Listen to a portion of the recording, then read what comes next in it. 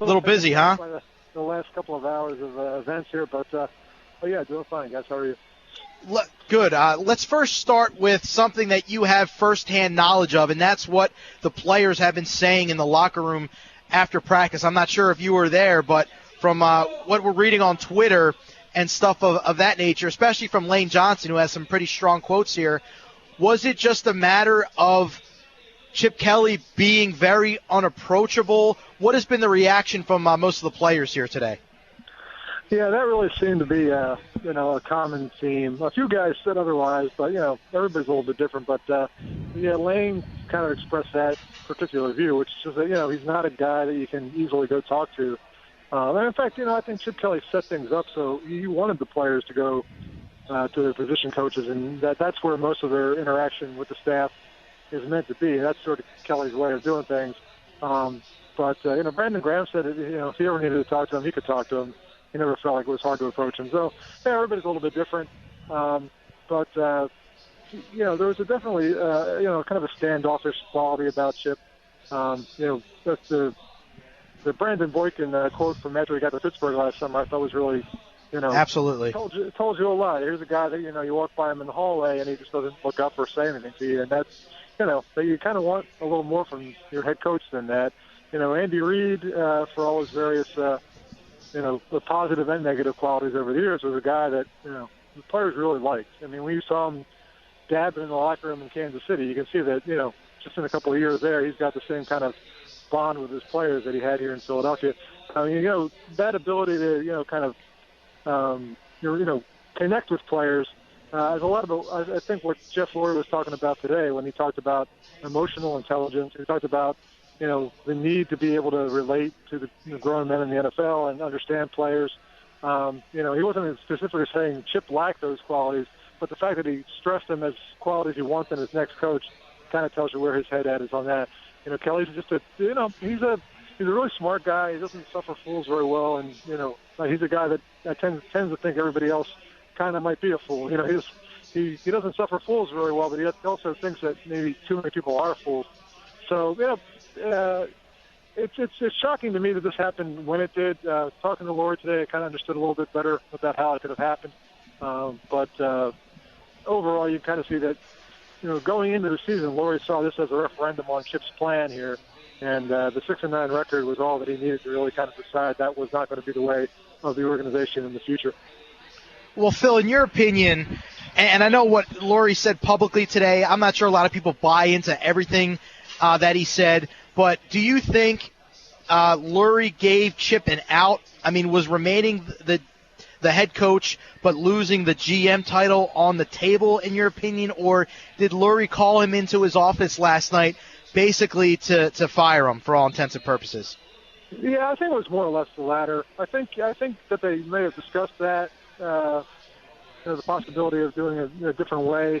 But I think Jeff knows Kelly well enough to know that Kelly wasn't going to be, very keen on that idea anyway.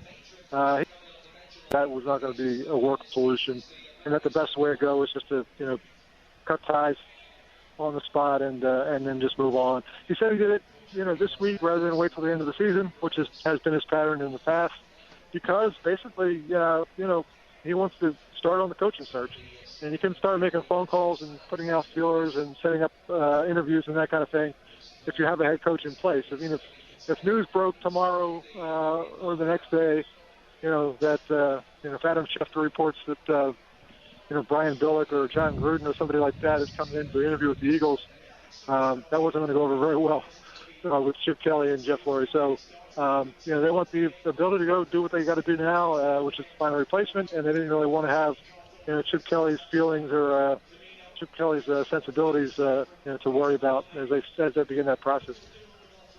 ESPN NFL Nation reporter Phil Sheridan joining us here on the Sports Bash. I'm Scott Grayson with PG, sitting in for Mike Gill. And Phil, I saw you put a tweet out here with a picture from practice. It says, "Same music, same drills, no Chip Kelly."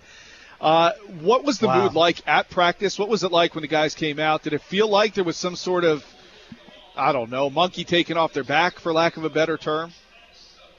It was just weird. I mean, I think, if you didn't know that Chip wasn't there, you probably wouldn't have noticed anything really different. I mean, the music was loud, and the players are going about all the usual stuff that they do, and it's only opened us for a few minutes, so you don't get a feel for everything that they're doing. But Kelly occasionally is not there at the very beginning. He comes out, when they get, he might miss when they're stretching or whatever sometimes. Didn't feel that different from any of that. But the players did seem loose. In the locker room and talking to them, same thing. Guys were very surprised, but more by the timing than anything else. But it didn't feel like they were crushed or heartbroken or anything. Guys, Jordan Matthews seemed a little down. He's a young guy who really bought into what Kelly was doing. Really saw Kelly as a guy that gave him an opportunity, and he was having some success playing for him. He's the one guy that seems a little bit kind of down about it, but otherwise, Zach Ertz is another young player, Kelly drafted and all that. Basically was, this is how it goes in the NFL. I mean, I'm not happy about it, but when you're the head coach, you're the guy in charge, and things go wrong, you're the guy that's going to take the hit. So, for the most part, players have kind of, processed the information and moved on. Most of it were just kind of surprised, though. When you look at, obviously everybody's trying to interpret what Jeffrey Lurie was saying and read between the lines that he left out there. What's your sense as far as how this is going to go in terms of a general manager? Are they going to hire a GM, or is he pretty much going to let that be Donahoe and Howie Roseman running that show?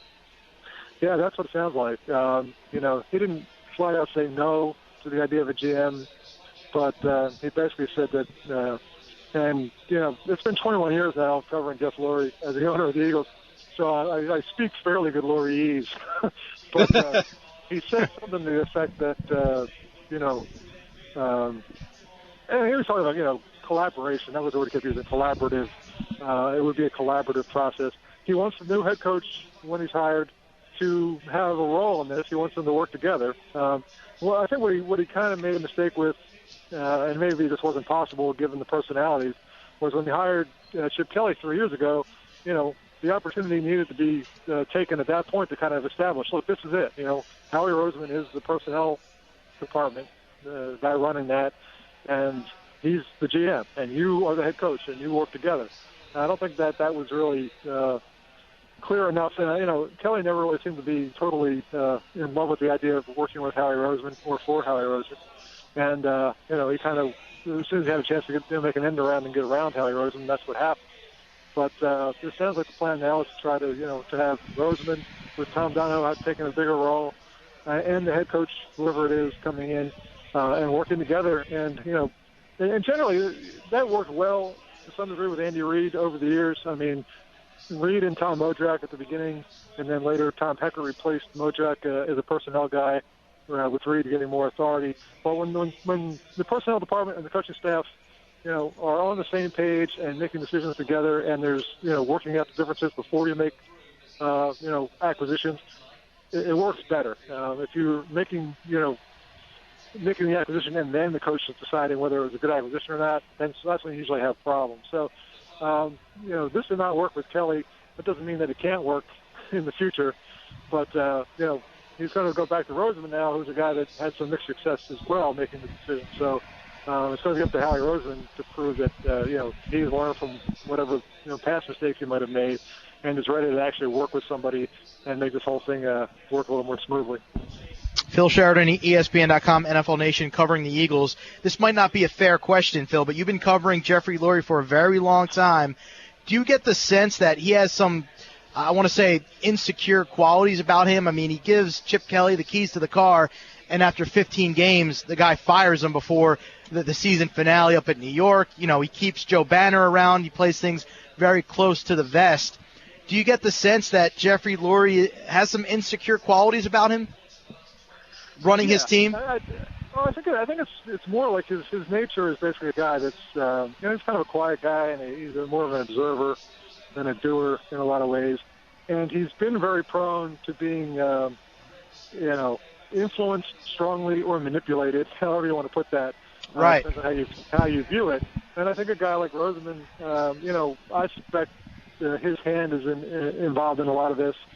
And the fact that he kept Roseman, usually when there's a power struggle of any kind, the loser has to go, because you can't have an organization run with somebody who's, been just deposed or demoted or in some other way, diminished, and have them hanging around all the time, kind of stabbing the winner of the thing in the back.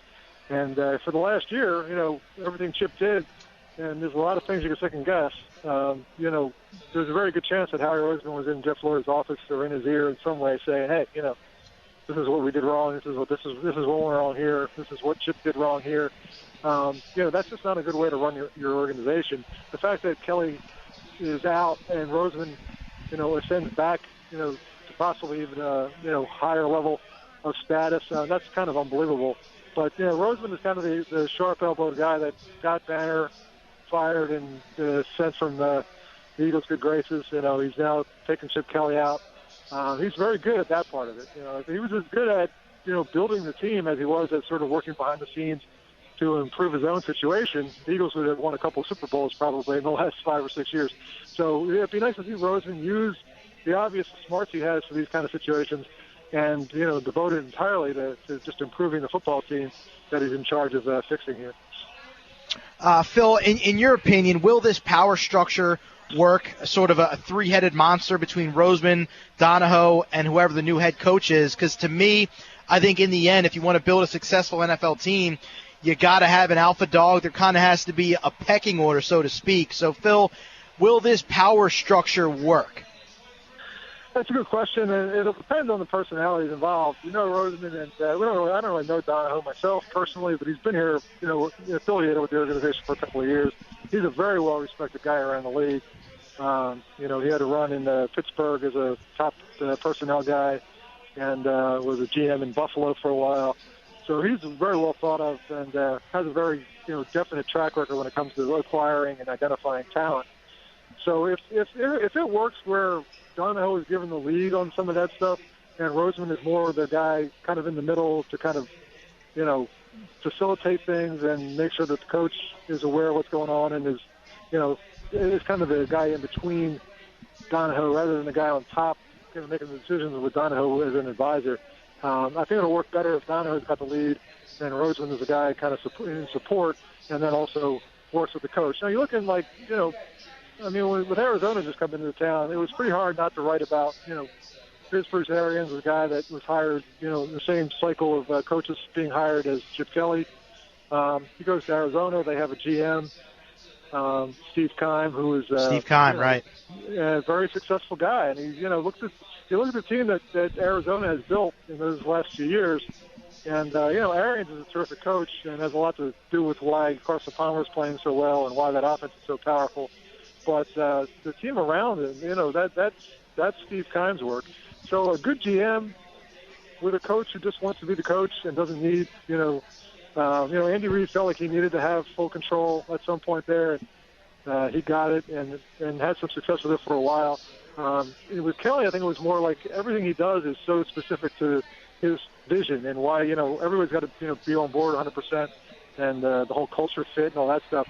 I think that had a lot more to do with Kelly's situation than anything else. And when that's what's driving the decision making, I'm not sure that really works. Get good football players and find good ways to deploy them.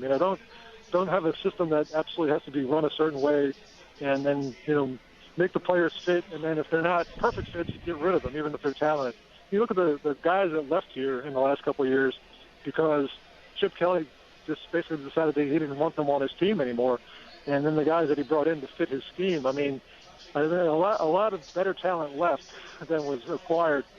And the GM can go a long way to kind of, getting in the middle of that. So, we're going to get the best players, and then you coach them. It can work, but you have to have the right people making the decisions and the right people kind of working together. That's what Lurie says he's going to get. He has never successfully done that in the 21 years he's on the team. Every coach he's had has had these issues. Ray Rhodes fought over control for personnel. Andy Reid did. Chip Kelly did. Rich Coach was only here for a year, but he certainly was a guy that was talking about he stand on his record, and when they were 7-2 at the time, and then of course they lost the rest of their games, and he was fired. But if the same problems keep coming up, after a while, it's not the coaches and GMs and personnel people that are the issue. It's the guy on top, the owner of the team. If he has the same problem with every group of guys that he hires and brings in here to run things, then at some point, it's the owner. Phil Sheridan, ESPN.com, NFL Nation, covering the Eagles. And real quick, Phil, before we let you go, you mentioned Ray Rhodes. I mean, he finished with, a 3-13 season? I mean, Jeffrey Lurie, and they talked about this today at the presser, he didn't fire him mid-season. So do you think something just drastic must have happened for Jeffrey Lurie to actually fire Chip Kelly 6 days before the season finale? That was what I thought last night when the news broke. I felt like something had to happen, and perhaps it did, and at some point we'll probably find that out. Word tends to get around at some point. But looking at them today, like I said, if he really wants to get ahead of the curve on the hiring process and talk to, maybe there's some college coach that he wants to talk to, or a guy like Gruden or Billick, one of these guys. But, if he talks to John Gruden or Brian Billick, it's going to be reported. Those are guys that are well-connected. They work in the media now. I mean, if you talk to John Gruden, who works for ESPN, and there's a good chance somebody at ESPN is going to know pretty soon that that's going on. So that could be as simple as that he just figured, I'm going to do this. It's better just to do it now, and then we can get on with the process of finding the next coach without having to worry about, working around, Chip Kelly's feelings on the matter. It would be a little awkward to be, handling reports about, the Eagles interviewing John Gruden or setting up an interview with Brian Billick if Chip Kelly had to stand on the sideline someday and coach against the Giants. So I think that would explain it, and it fits. It's certainly a plausible explanation. But there's definitely, the suddenness of it really does kind of make you wonder if there was some other factor in play. All right, Phil Sheridan, NFL, ESPN.com, NFL Nation, covering the Eagles, been covering the Eagles for a very long time. Phil, appreciate the time as always. Have yourself a very happy New Year. Thanks, guys. You too.